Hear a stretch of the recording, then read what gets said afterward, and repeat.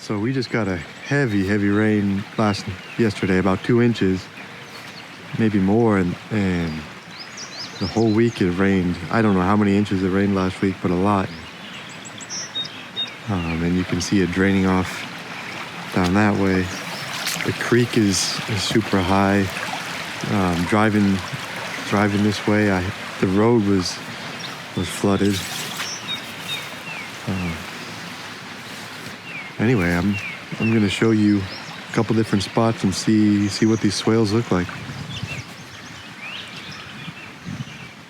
So here we are after this big rain at the bottom on the south side of the field. My neighbor's property is to our back, and we're looking towards the northwest. This trench I dug 2 days ago when I saw the forecast to kind of protect my neighbors. You can see he's got some water, standing water down there in his grass, but all this runoff, anything that overflows the swales would come down into his property. So I dug this trench here at the end of all the swales to direct this water into the creek. And it seems to be working really well. I'm very glad I invested the time into it.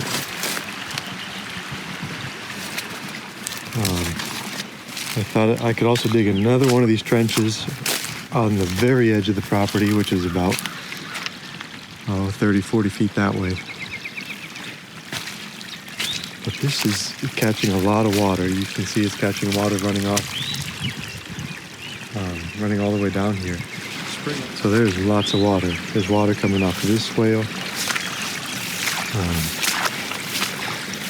And this channel connects to the lowest swale here. And I did that because right there at the end, it kind of overflows into my neighbor's yard, very close to my neighbor's yard. And you can see the level here is way down.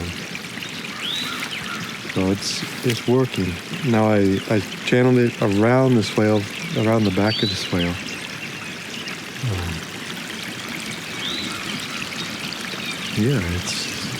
I'm pleased. It's doing well.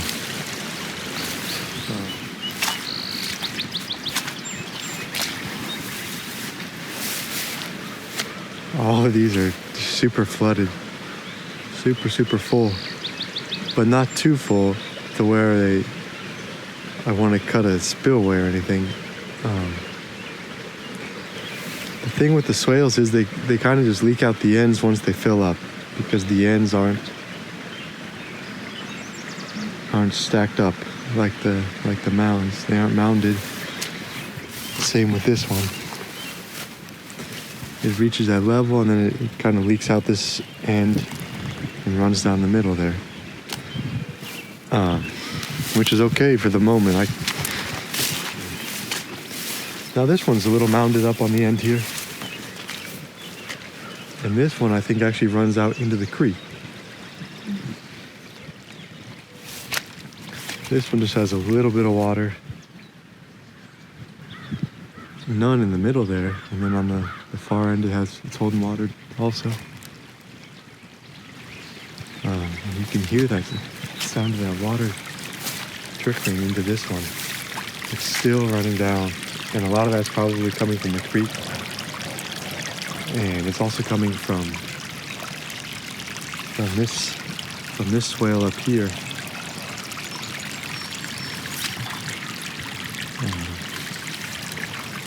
Let's walk down there and see what it's doing. I think it's spilling out this end into the creek.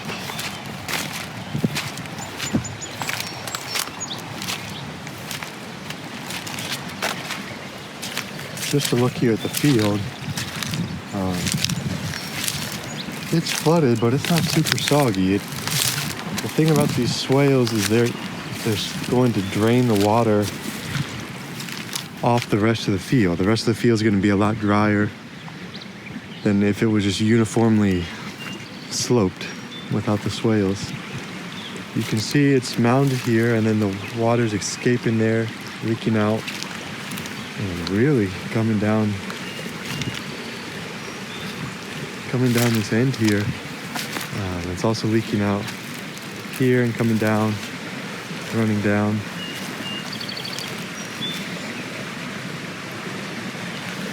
Maybe I could cut a channel down here, mound it on one side and plant along it, and then direct it into the creek down at the very end. That's one thought.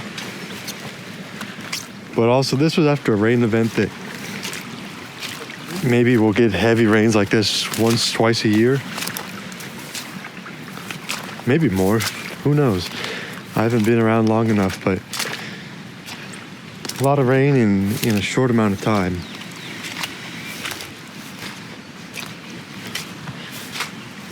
And this one is really flooded as well. Wow.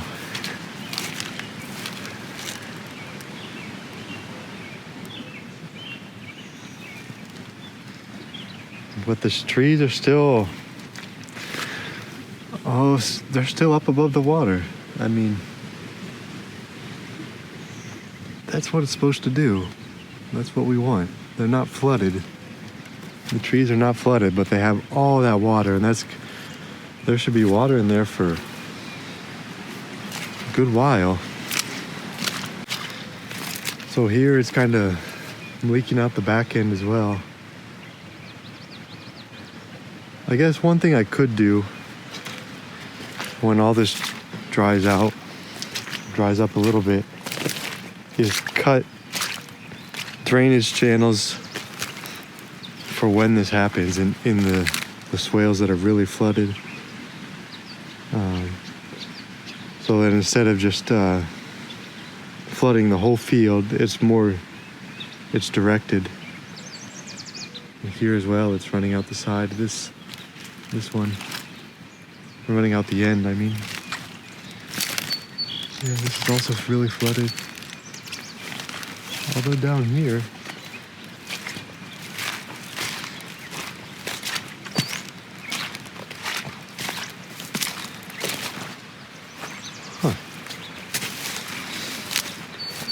the direction of it is it's running this way. You can see the bubbles on the surface there, running right to left.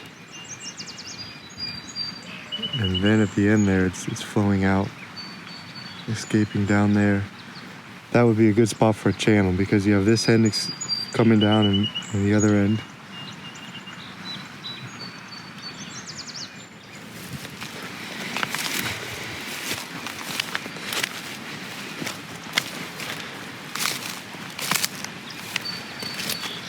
Okay, so water's running into this swale. Yeah, it's not holding much water. It's pretty shallow here. The water's running into it from the higher ones. So if there hadn't been any swales in here, all this flowing would be done. And the field would be really soggy. But because of all the water that was captured in the last 24 hours, it's still percolating and trickling down really heavily. This will probably continue all day.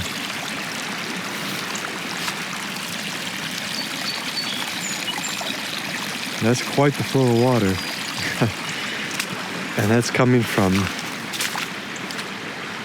everything that came down the side of the hill there. It came down these swales.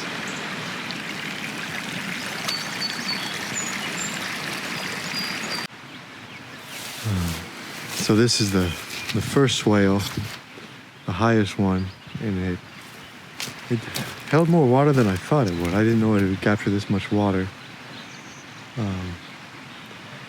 And I don't know where the water's trickling through here or escaping. I guess it's pretty gravelly. Maybe it's just getting through the middle there. And we come down to the next one.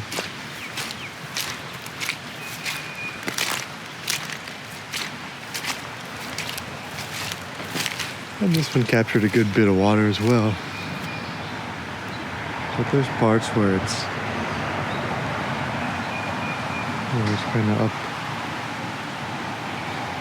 Higher parts and lower parts. It's not completely level. And here's the field. There's a lot of standing water, but not near as much as there would be. I like to think if these swales weren't here, which is kind of an advantage I hadn't thought about before, that when it rains heavily, the water is channeled into the swales and allowed to these areas that aren't swales, the pasture areas, can dry out quicker.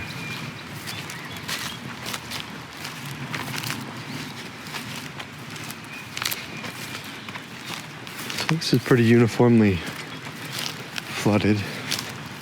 Not too deep here. We'll see up ahead where the water escapes. Now I do want to point out the next swale down, the one that has the pond, is extremely high. It's actually pretty cool how much water it has. And it's too murky to see in there. That's the good thing about mounting the ends, is the water can't escape out the end.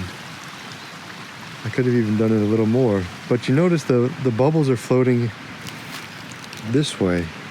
The bubbles on the surface are floating this way. So I don't think water's running out the end there. And let me show you this pond here.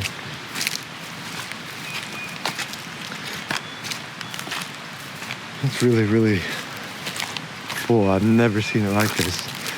Obviously, the swales have been here for 2 months, so I haven't seen much, but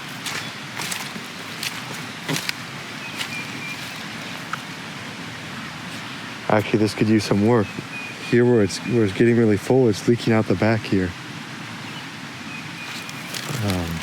And this whole area is just kind of stagnated. There's water running in, but then it's kind of leaking back out here, and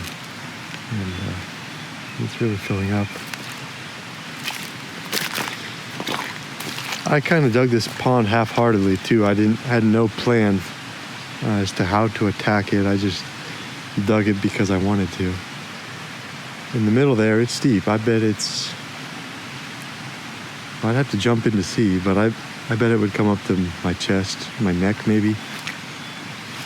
I'll have to do that later on when I get sweaty.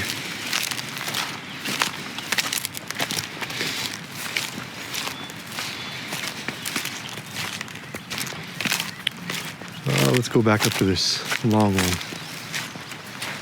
I have all these swales numbered on paper, and this is swale number 2. This is the longest one. There's still loads of water running down off the mountain here, the hill.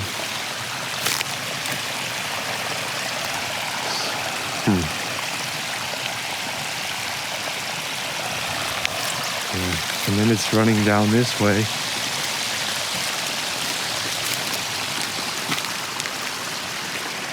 And overflowing into a kind of an unintentional spillway up here. And here it overflows.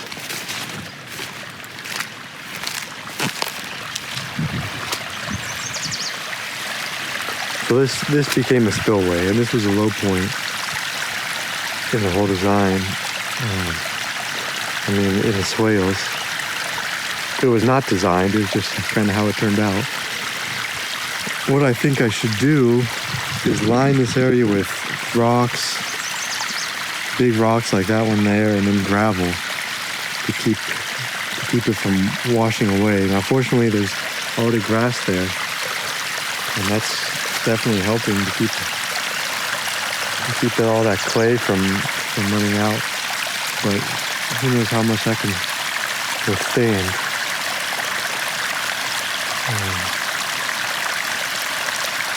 Yeah, but that little oak and that chestnut right there It wouldn't be flooded when it rains like this.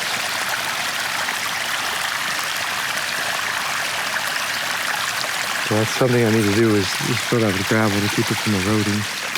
So all this overflows and comes down into these swales. So there's the one with the pond, number 3. Here's number 4. Super full, as you can see. And it's kind of leaking out this end.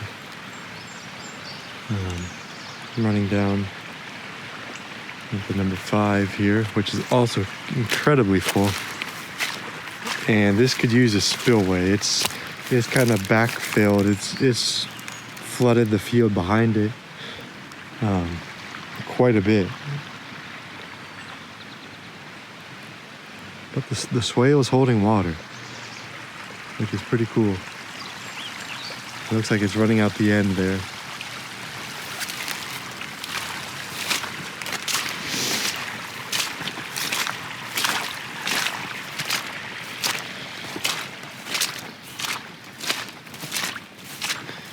Up here, you can tell we didn't quite cut it level because it's basically completely dry right there.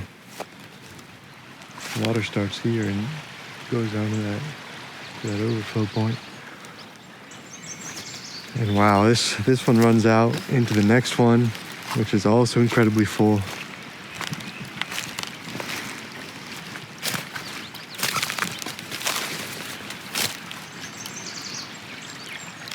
Again, cutting a channel to direct this water would be good so that it doesn't just flood the field. Just something small, something you could do with a shovel, I can do with a shovel.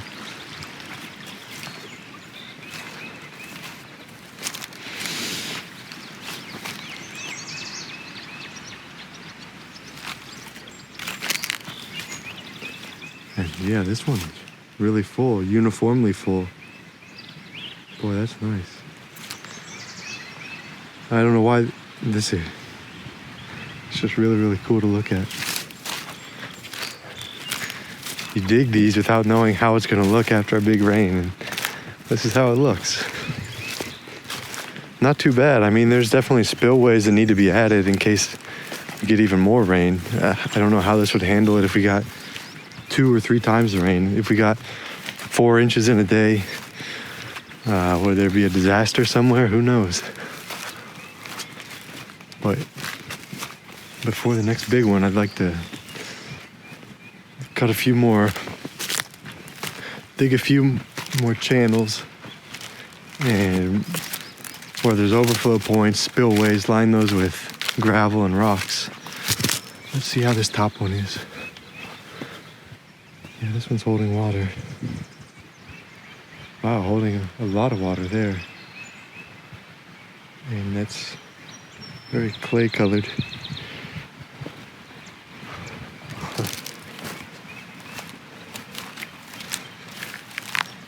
Anyway, that's all for now.